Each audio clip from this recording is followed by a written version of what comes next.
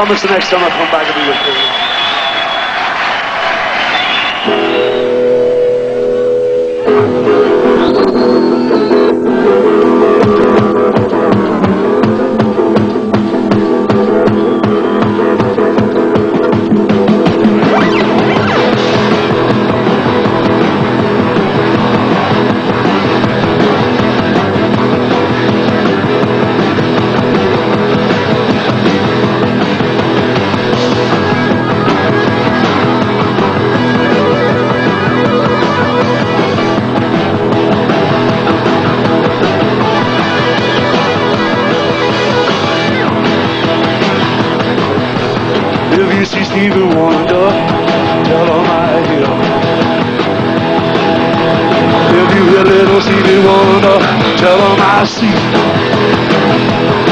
I don't want no songs for plans, I want songs for me. I don't want no songs for plans, I'm living in the city. And if you see the doctor, tell him he's a king. If you see the doctor, tell him he's a king. Cause this bad black boy won't be blown away by anything. Yes, this bad black boy won't be blown away by anything. And there are people in the town that try to put me down. They say I don't give a damn. But the people in the town that try to put me down are the people in the town that could never understand the black man. 67. Yeah, we met him in 67. I called around to his house, asked him to join the band. He was in a band called the Black Eagles at the time. When I was starting the band, there was only two people I wanted in the band as lead vocalist, either him or Peter Agler, Larry Agler's son, and he wouldn't do it. So I went along to Phil, I asked him would he do it, and Phil said he would do it if I took Brian Downey as well. Well, I went around to Brian Downey and he didn't like me. He told Phil, if I don't like you, I don't trust him, I'm not taking the job, you know. So that's when I met Phil for the first time. That was in 67. What, was there any particular reason why you wanted him in the band? Yeah, he looked great. That was the only reason. I didn't even know if he could sing. I just knew that walking down, he was the best looking guy walking down Grattan Street in 1967. He always dressed great, he looked great. And at that stage, he was very unusual in Dublin. Things have changed a lot since then.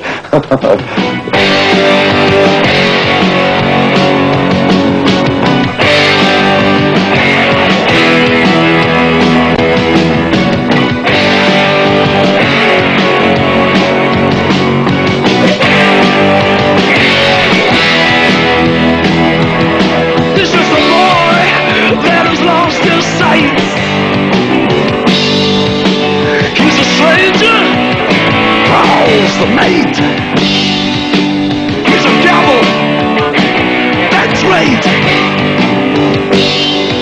To you and me, he's a renegade.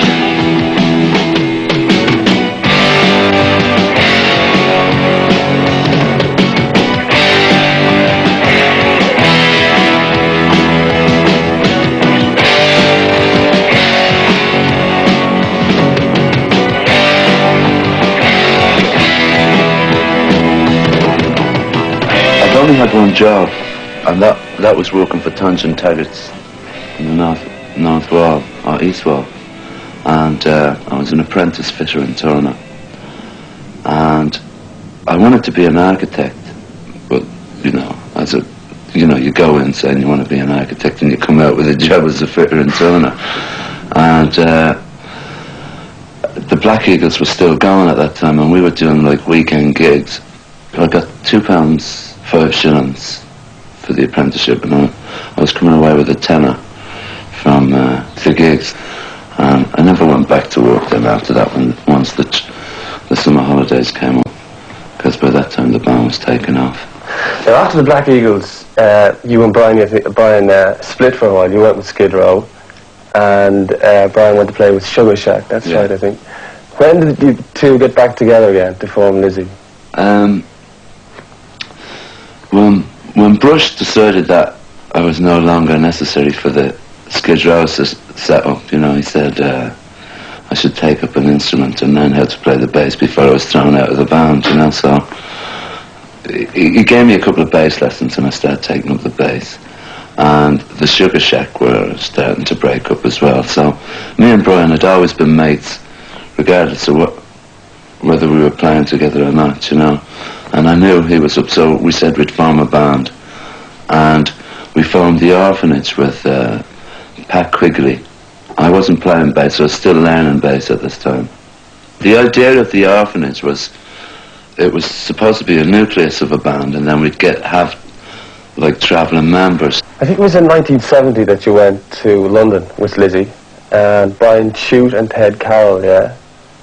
Yeah. What exactly did you do when you arrived in London? I mean, it must have been difficult for an Irish band to arrive in London. What did you do? Did you go to record companies? Did you try to get on the gig circuit? Well, first of all, when we were going over on the boat, we met John Peel. It was a real stroke. And, you know, we went over, John Peel had his programme, like he still has. And I walked up to him on the boat and I said, like, listen, I play in a group called Treacy, you know, any chance of getting us on the show? And he liked the nerve of it, you know, so he said, well, look us up when you get over, you know, and I'll get you a session for the programme. So we had one contact. How important do you think it was for him to leave Dublin and well, everybody has to leave Dublin, Dave. It doesn't matter what you are. It doesn't matter if you're working like Liam or the guy selling newspapers. If you want to do it right, everybody thinks you have to go to London. Like there was a joke once that if you want to be a good prostitute, you have to go to London before people really accept you back here, you know. I mean, I don't know, everybody seems to have to go over there before you can do it properly. I don't know why, but obviously it'll never be any other way, whether you're a footballer, an artist, anything. You have to go over there. I don't understand that, but I understand it from one point of view. And as much as that, you know, years ago, I always thought anybody who was out there was automatically better. You know? But I mean, Louis Stewart to me is the greatest guitar player in the world, and he's here. Now I know that if he played around the Scots every week and he came back here, the International Hall would be jammed. But as it is, people don't come out. That's just life, you know. No, it's a thing we have about ourselves, and I think it shows a lack of confidence in our ability to judge what's good and what's bad. You know, we actually judge it from the English terms, you know, rather than from our own. So I feel about that. So he had to go away to prove himself. And same as ourselves, as soon as you come back, the stadium is full. You usually know better than no worse, just wearing better clothes. You're dressing a bit better. That's the way it works.